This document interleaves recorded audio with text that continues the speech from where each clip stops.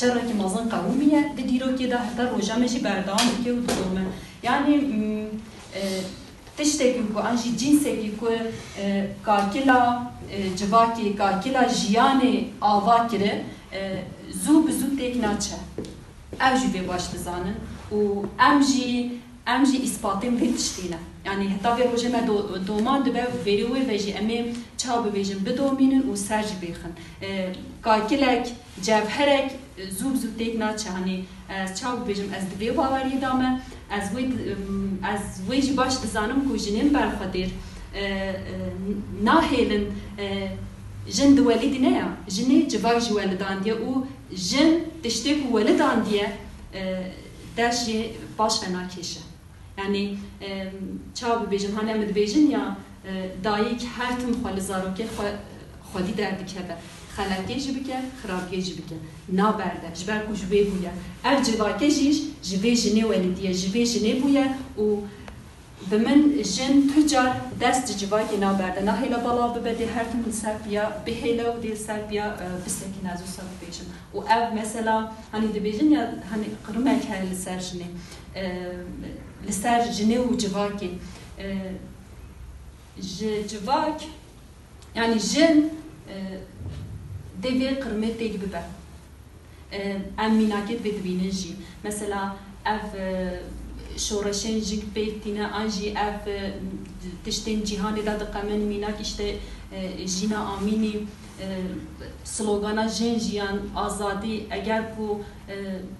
او قاز جهانی دا بالا کو به او قاز باندوره که مازن چکر به ابن تشتکش نزیه او راستی جی هیزو جوهرا جنیه تنه وک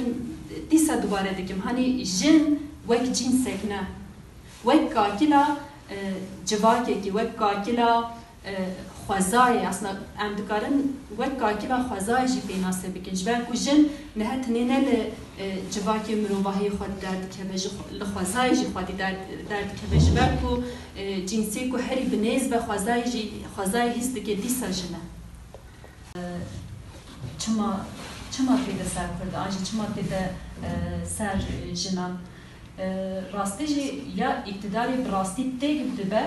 آزادیه که حقیقیه و دماغ ملوم پاشروجه خود نیره لپاشروجه آزادیه که حقیقی هبویه دماغ ملوم لیکولنیت اشته دیروکیت کرد آنجا اشته